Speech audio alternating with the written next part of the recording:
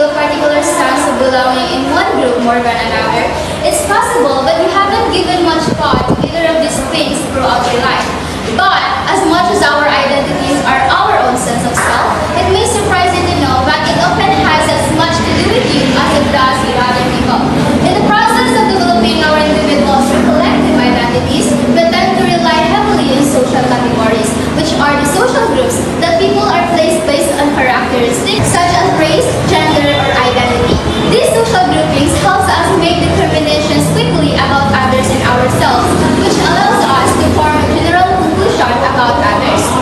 Good afternoon, everyone. We are the group 3, and this afternoon we are going to discuss categorization, subgroups, and identities. And my topic is all about social categorization and identity. Social categorization is the process of grouping people based on shared traits like race, gender, religion, age, or occupation.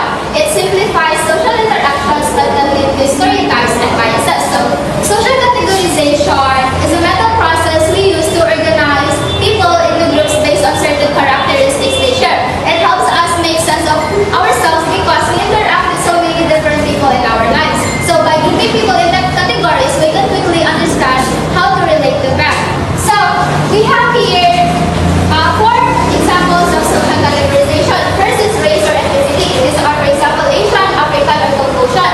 So, one of the most common ways to categorize people is by race or ethnicity. So, for most people, people are categorized as Asian, Caucasian, Latinos, Europeans, or African.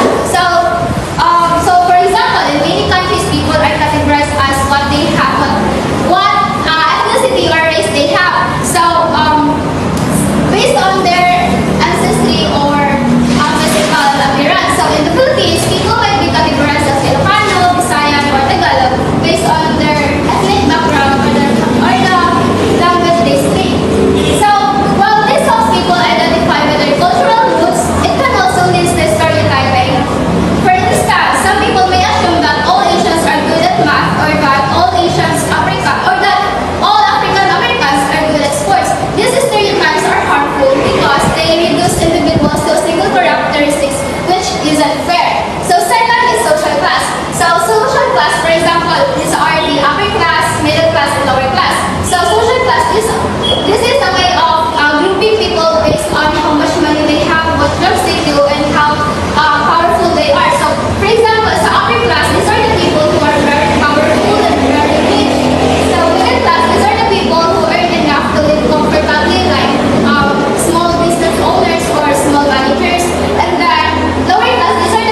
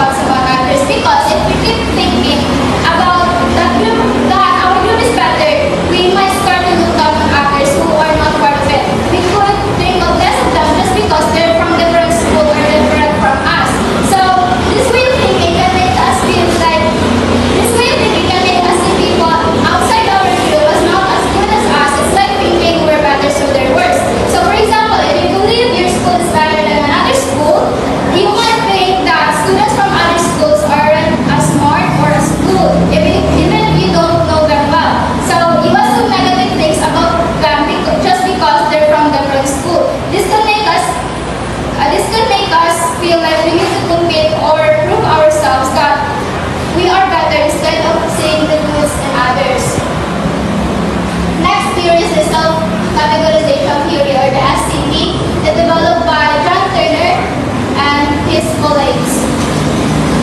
There are two concepts of this theory. First is the context-dependent identity. So identity varies based on social context. Example, being a student at school and a family member at home. So this theory looks at how our identity changes based on where we are and who we are with. So context-dependent identity. So if you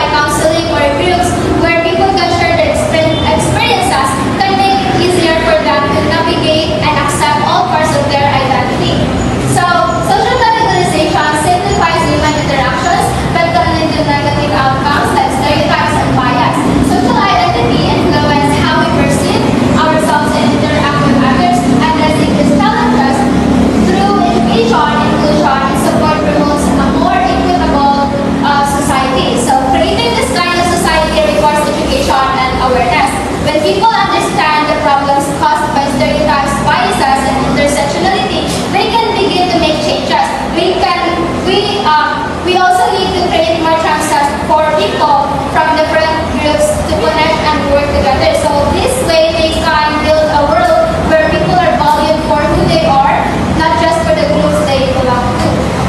So my groupmate will continue the topic. So that's all. Identities and intercultural communication.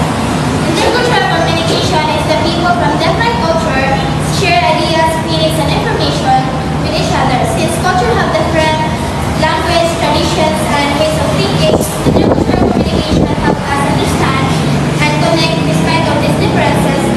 It's about respecting and learning from one another to avoid misunderstanding. So identity plays a key role in intercultural communication, serving as a bridge between culture and communication, family, friends, sometimes people from different cultures. Identity is about who we are, shaped by our values, beliefs, and culture, and experiences. In intercultural communication, it is connect our culture with how we communicate influences by our family, friends, and people from different culture, helping us understand us better. So next is through communication, we express our identity to others. Through communication, we share who we are with others. This includes expressing our thoughts, beliefs, and values and cultural backgrounds, helping people understand us better and know who we are. Next is identities emerge when communication message are exchanged between persons. Identities form when people share message with each other through talking and interacting. We express who we are, and this help us understand ourselves and others better. So there are 6 identities of human. Gender identity. It is about masculinity and femininity. So gender identity reflects how people understand and express their gender of being a man and woman within their culture. Different cultures have unique beliefs and expectations about gender. For example, virgin female model versus full-figure desirable women. So this example how different cultures have different standard of beauty and expectation for women, which are part of gender identity. Being a being thin and female seen as model and attractive, while full-figure women seen as more desirable due to cultural values like health, fertility, and wealth. Next is age identity.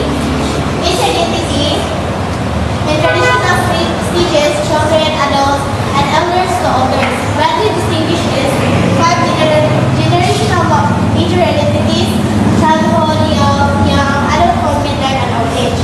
So age identity is how person see themselves and how others see them based on their age, like being a child, teenager, adult, and older person. It influences how individuals act, communicate, and treated in society. Some culture, older person are highly respected and seen as wise and more experience. Younger person are responsible to listen to the advice and show respect to older than them.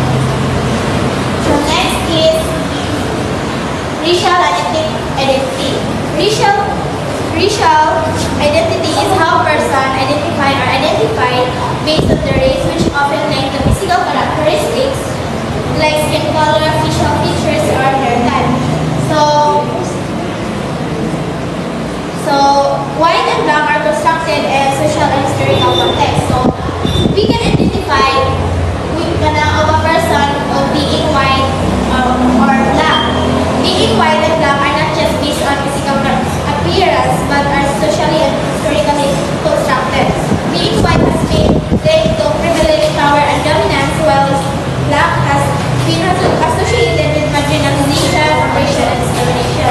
Sometimes black people get discriminated because of their skin color and facial features.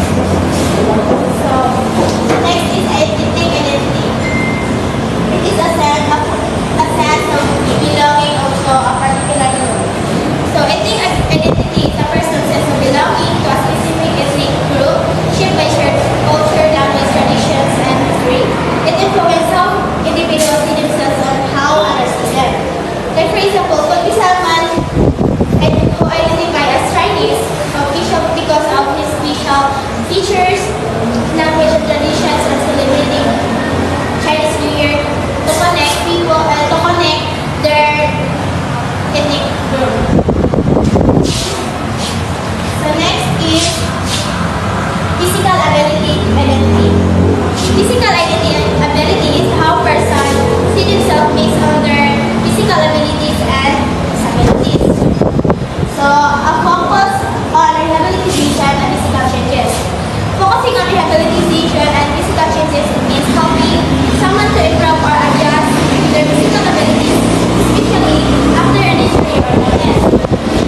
Rehabilitation helps people recover or find ways to do things like wheelchair or prosthetics and accepting their abilities. So next is adjusting to disability and effect that it has on a relationship. Adjusting to disabilities can change how person views themselves and how they interact with others. This can affect their relationship with family, friends, and co-workers as they might rely support others' support. The person may also need to adjust their own identity, accepting their new abilities while maintaining confidence and independence. It also needs understanding and support to person having disabilities so that those relationship can grow stronger. So next is individual begins to integrate disabled into his or her own definition of self. So a person with disability starts to accept that being disabled is a part of his identity or being who they are. So disability euphemism. This is a kinder or softer way of talking about disability. It is used to avoid seeing something that might sound negative. Instead of saying one person having disabilities, instead saying disabled person, we might say differently abled person. Handicapable, those people using wheelchair or having injury or disability. Special needs is officially accepted. So like wheelchair or prosthetics. Kanang-unahan mga challenges sa mga physical, mental, or developmental challenges. Next is religious identity. So it is how people identify themselves based on their religious beliefs, practices, and tradition. It includes being part of religions such as Christianity, Islam, Hinduism, and Buddhism, and others, and how this belief influence their values and behavior.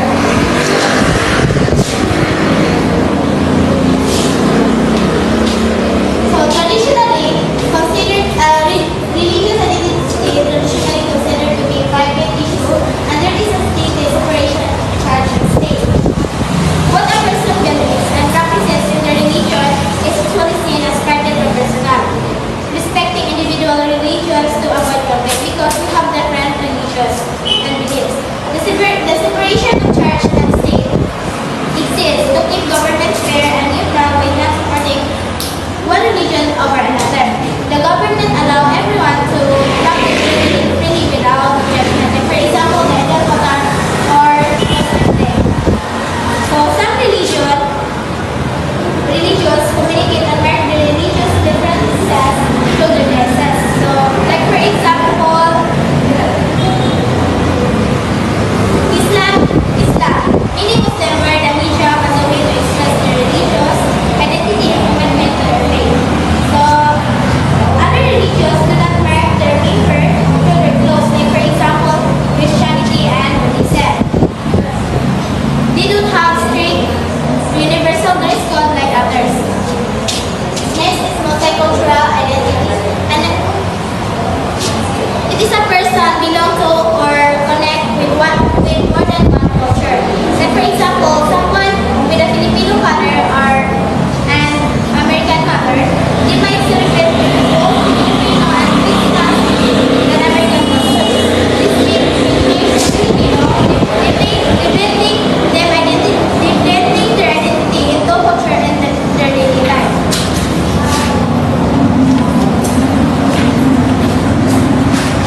So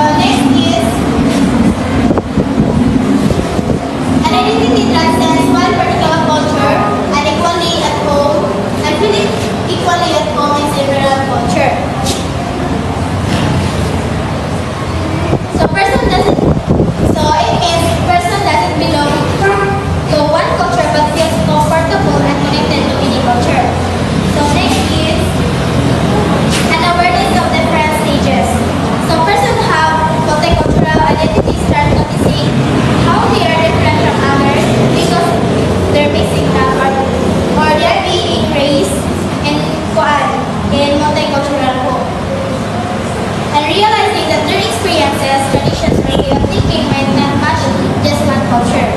Next is struggle for acceptance.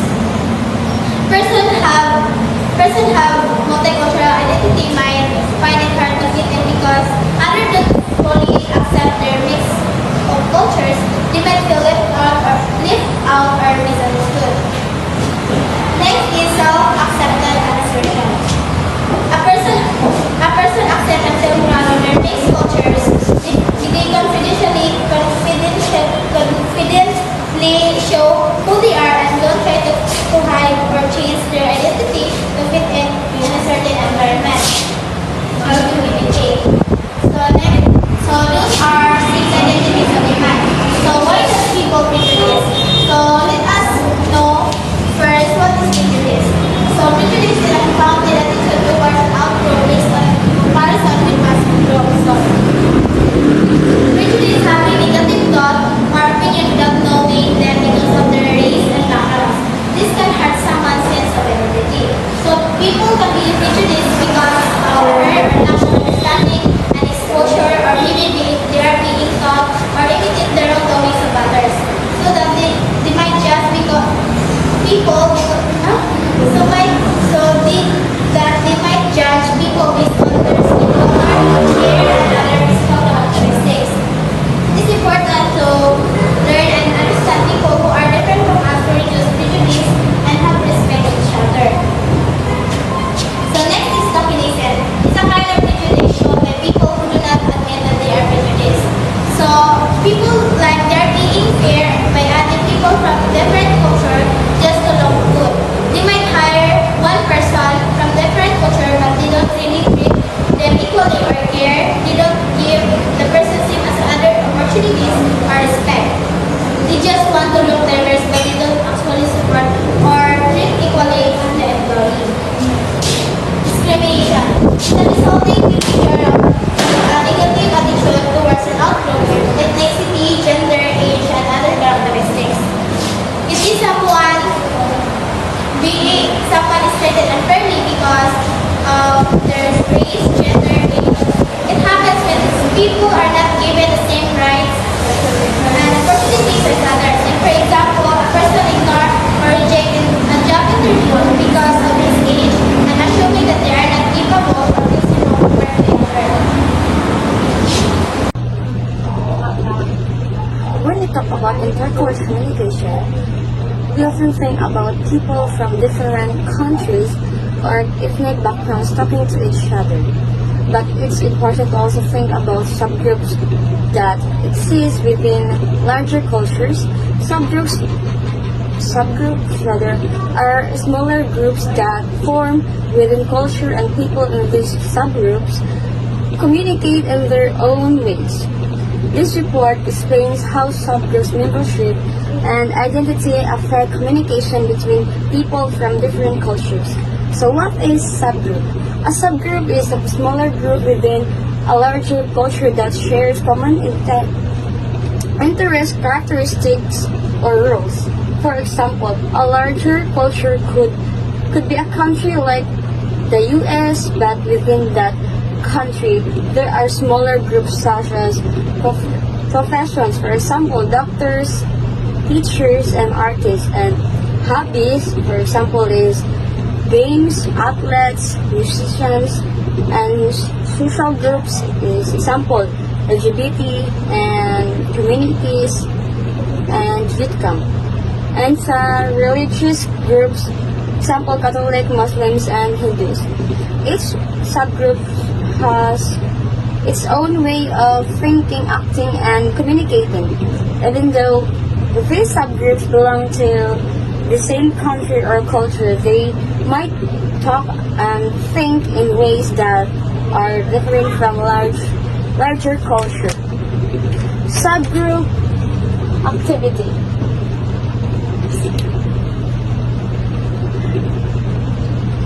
Subgroup identity Subgroup identity is now someone or themselves based on the group they belong to. For example, a person might identify more strongly with being a doctor than with their nationality, or they might feel closer to a gamer group than to people from their own country. This identity can affect how they communicate and how they relate to others. For example, a doctor might prefer using medical terms when talking to other doctors, but might need to explain things simply with talking to a profession. A teenager who is part of Gen Z might use strong preferences to internet culture that other generations don't understand. Subgroup identity can be very important in communication because it shapes how people talk, what they value, and how they see others. How subgroup membership affect communication? First, communication styles. People in a different subgroups often communicate in ways that are unique to the group. For example, doctor might speak in a technical way, using medical terms that regular people don't understand. Artists might use more emotional or creative language. Teenagers is a certain generation, like Gen Z, often use internet slang that older generations don't know. When people are different subgroups communication, it can lead to understandings. For example, a doctor might be too much medical jargon when talking to a patient, which can confuse them. Number 2, cultural norms and values. Subgroups identity can change how people understood cultural norms. For example, a business person from a country where people are formal might work in a company where the teaching them has a more casual communication style. This shows how subgroups identity can, in this case, being in stage can influence how a person communicates, even is their national culture is more formal. Some subgroups like activities or certain professionals might feel more connected to others who share their beliefs, no matter how where they come from. No matter where they come from.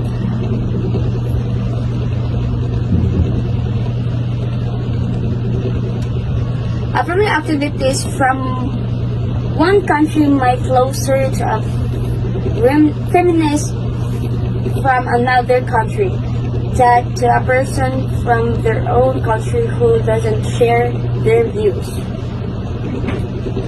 Number 3, power and status. Some subgroups are more powerful than others, and this affects communication.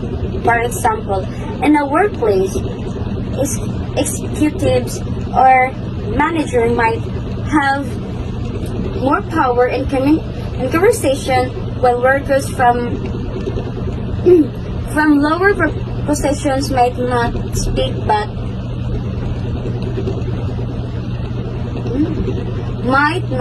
up as much. In intercultural communication, power dynamics can shift depending on the cultural backgrounds. A person who can hold power in the culture may not have the same level for influence in another culture.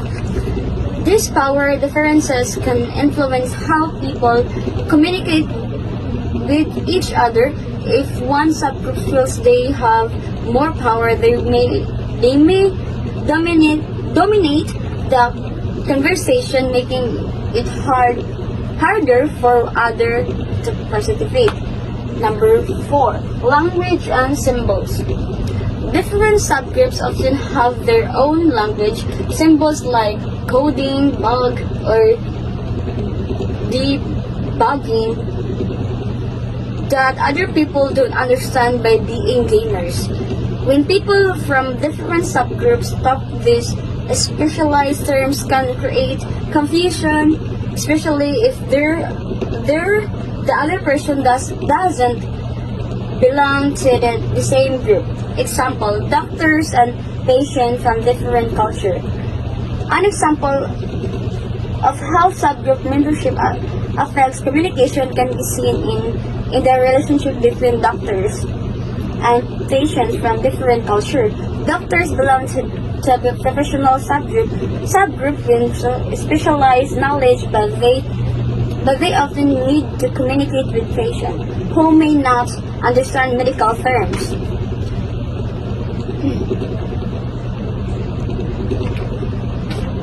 Intercultural settings, there are 2 challenges. Number 1, cultural differences and subgroup differences. And that's all.